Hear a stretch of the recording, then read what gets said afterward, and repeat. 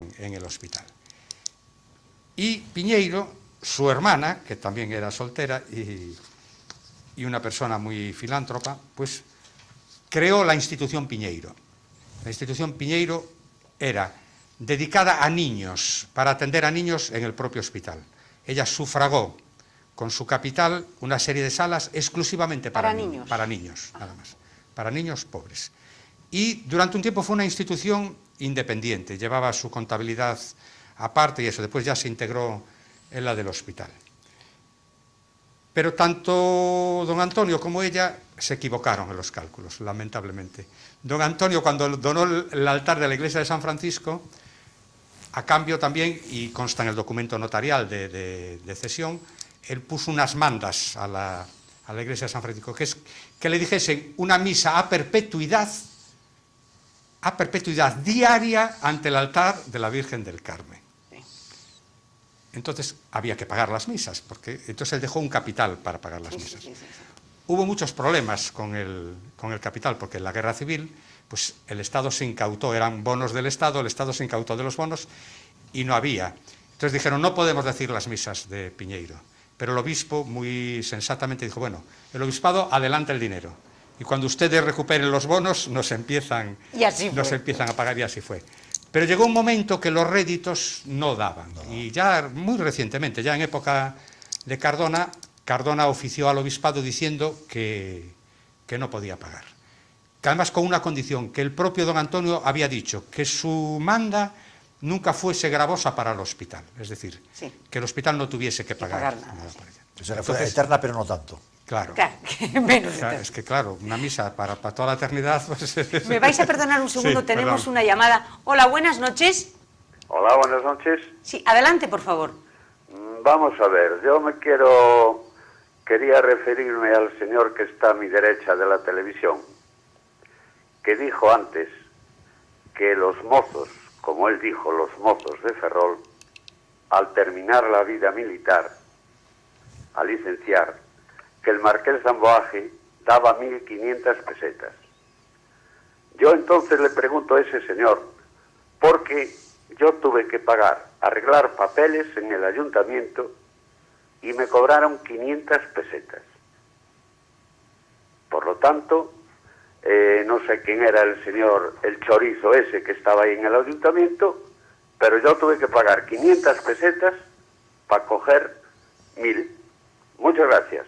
Muchas gracias a usted. Bueno, yo le puedo decir esto, que en el espíritu del creador de la Fundación Amboaje no estaba esto. Si después las leyes y las instituciones humanas funcionan como funcionan, es un problema que yo no puedo decir nada más sobre ello. Simplemente decirle que siento mucho lo que le ha pasado a ese señor, pero que no tengo explicación para ello, ni puedo darse a ni solución. No tendría que haberle pasado, ¿no? No tendría que haberle pasado. O sea, yo creo que, digamos, tal como yo he visto los papeles de la Fundación Amboaje, era una cosa completamente automática. El hecho después de que hubiese alguien en el ayuntamiento, pero en el ayuntamiento, eso pasa en cualquier sitio, gente que se cree con derecho a cobrar la pernada de alguna manera. Pues es un caso que le ha pasado a ese señor, lo cual siento mucho, pero que no va en desdoro del marqués de Amboaje, no va en desdoro del ayuntamiento, ni va en desdoro de esta fundación. Es un caso particular y muy lamentable, y simplemente ahí está, nada más. Nada más. Bueno, y entramos con Carvajal. Carvajal y el legado Carvajal. Sí, es bueno, un legado también, que Carvajal era un abogado, es de Ferrol, sí, también de Ferrol también.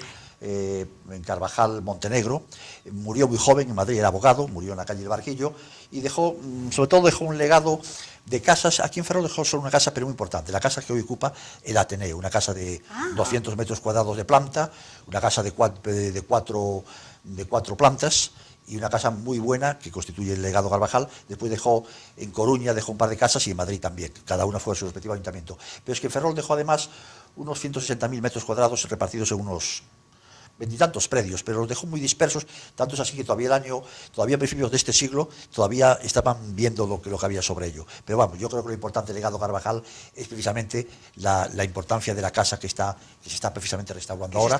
Es una casa preciosa del siglo XVIII Y yo creo que poco más hay que decir del legado Carvajal, o sea, apuntando a la gente con la que estamos tratando aquí, igual que el caso de Jofre, que es coetáneo. Que de Jofre que viene ahora también. Sí, porque esto fue el año 87, el legado Carvajal, y el Jofre, que inició las obras mucho antes, en el año 1870 y pico, pero bueno, así circunstancias, el dinero, problemas económicos, y gracias a la Jofre aportación... también viene de Cuba, Jofre, no, de Buenos Aires. De Buenos Fue Aires, o sea, también es emigrante y vuelve. Sí, bueno, está aquí poco tiempo, pero sobre todo lo que hace es comprar las acciones y dar el dinero para que se haga el Jofre. En ese aspecto fue también otro benefactor, en este caso casi un mecenas, referido exclusivamente a un edificio, y eso fue en el año 1889, y gracias a él también tenemos el Jofre. Oye, ¿por qué el Jofre, la fachada del Jofre está completamente de cartón piedra, incompleta a mano derecha? Vista así, ¿por qué tiene truco esa fachada? Bueno, eso es porque no sé, o sea, el Jofre sí fue en dos partes, sí fue primero una fachada muy sencillita, y luego después, ya cuando vino Ucha, 15 o 20 años más tarde,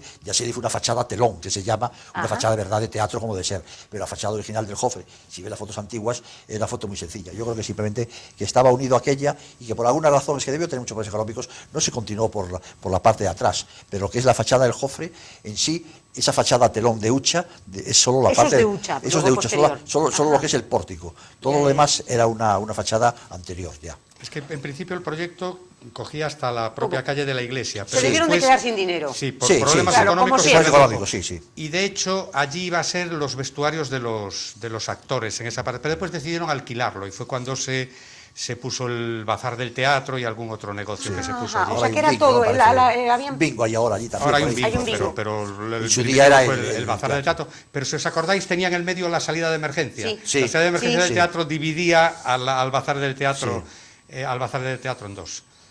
Y Jofre aporta, bueno, el teatro, una serie de edificios, pero bueno, fundamentalmente lo que es el teatro Jofre, ¿verdad? Yo creo que podemos rematar el tema este de Jofre diciendo que fue el benefactor al cual se debe, o el mecenas al cual se debe la terminación. Pero tú hiciste alusión a la fachada de Ucha, y Ucha es el gran arquitecto de Ferrol. Hombre, el gran arquitecto de Ferrol. El más conocido y o sea, el más extenso, porque estuvo trabajado hasta los 97 años en Ferrol, aunque fue arquitecto municipal solo hasta el 36.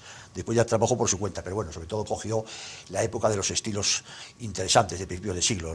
Cogió el modernismo, el eclecticismo, monumentalismo, regionalismo. En aquella época había una burguesía muy ilustrada, es decir, que demostraba su dinero haciendo unas obras verdaderamente monumentales y bonitas. No podemos decir a lo mejor lo mismo de los años 60 y 70, nada que ver. Sin embargo, la burguesía de principios de siglo, aquí en Viena, en Glasgow o en Barcelona, el modernismo, el eclecticismo, incluso el regionalismo en Galicia, el monumentalismo, hicieron unas obras preciosas, incluso las casas de los indianos. Y yo creo que Ucha, que aunque nació en Vigo, es hombre de Ferrol, deberían haberlo hecho hijo adoptivo de Ferrol. Yo creo que caso, desde luego, ¿verdad? otro caso que no. Otro caso increíble. Lo que sí puedo deciros que como colaboró con el hospital de forma altruista, sí. El hospital, al igual que todas estas personas de las que hemos ido hablando, el hospital, en reconocimiento de sus méritos y para que perduren a lo largo del tiempo y todas las memorias de todos los años se repite, a Ucha el hospital lo hizo hermano de honor de la congregación. Sí, fue un hombre desprendido. Sí. Es decir, que la fundación nuestra, a las personas que tienen cierto mérito de colaboración, les da un distintivo, bien hermano mayor de honor, bien hermano de honor, bien vocal de honor. Y este es el caso de Ucha, porque Ucha colaboró de forma altruista en la ampliación del hospital, de la calle del hospital. Sí, porque fue un hombre más que trabajó tanto como arquitecto del ayuntamiento con su sueldo, también trabajaba por particular, pero hacía muchas obras y quedó lo que se llama mucha arquitectura de papel de él, muchos proyectos que no se llegan a hacer. Por ejemplo, le hizo gratis en papel a Canalejas, que después ya no vino aquí porque se murió, el famoso chalet de Canalejas, que iba a ser en Caranza. Pero tiene muchas obras que las hacía de carácter altruista. Fue un hombre, como dices tú, todos esos Ferroles también están muy agradecidos. Fue un auténtico hombre, ya digo, que vivió 80 años en Ferrol, que se dice pronto, y murió a los 99, y creo que trabajó hasta los 97, que le hicieron el homenaje. Ya digo, tiene un colegio ahí en nombre de él en Caranza. Muy poco para la obra tan impresionante que ha hecho, otro gran olvido imperdonable de las corporaciones. En este caso es otro protector de Ferrol en ese aspecto. Y otro olvidado para los políticos de turno. A ver si nos vamos recordando. Y ahora dejamos a Ucha y ya nos centramos un poco en ya. Pero quería yo hablar un poquito del Jofre. Porque el Jofre tuvo mucha relación con el hospital. A posteriores, claro. De hecho, lo que hizo Jofre fue darle todas sus acciones y participaciones al hospital. Es decir, en aquella época en toda España había una política de que los teatros se creaban con fines benéficos, es decir, en Madrid, en Sevilla, en todas partes se hacían teatros y el beneficio iba para las fundaciones de este tipo, para los hospitales, para los hospicios, etc.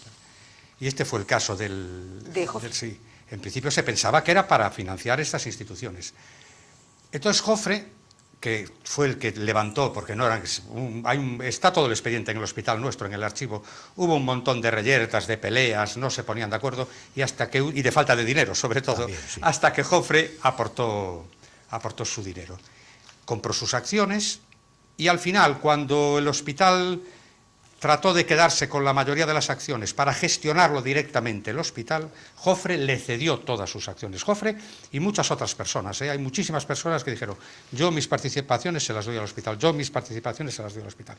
Y en época de Piñeiro se explotó el hospital, el teatro por el propio hospital. De hecho, la administración la llevaba el hospital, el portero era empleado del hospital, lo llevaba el hospital. Y el cinematógrafo, concretamente en el año 1912, se compró el primer cinematógrafo para allí. ¿Qué ocurrió después? Que los espectáculos que se empezaban a dar en el mundo empresarial para que tuviese un cierto rendimiento. Que apareció el couple. Exactamente. Apareció el couple. Y entonces desentonaban un poquito con el espíritu fundacional del hospital, y entonces el hospital se lo vendió a este empresario de Vigo que compró todos los cines. Fraga, ¿no? A Fraga, y con un beneficio importante. Es decir, si el hospital se había gastado 1.000, Piñeiro consiguió sacarle otros 1.000 de beneficio. Tenemos otra llamada. Hola, buenas noches. Buenas noches. Adelante, por favor. Mire, en primer lugar, felicitarles por el programa, que me encanta. Muchas gracias. Y ya que hablaron ustedes de los 1.500, quería ver si alguno de estos señores me podía responder a esta pregunta. ¿Por qué las 1.500 se las daban a los chicos que iban por ejército y no a los de la Armada? Gracias. Gracias a usted por su colaboración. Había un orden de prioridad. Y entonces la prioridad era primero el ejército y después la armada. Y claro, normalmente... Ya lo copaban todos los del ejército. Claro, era por orden de prioridad. Había dado la prioridad. No sé por qué razón el marqués de Amboaje decidió eso y tal, y luego la fundación siguió con ese espíritu de hacer eso.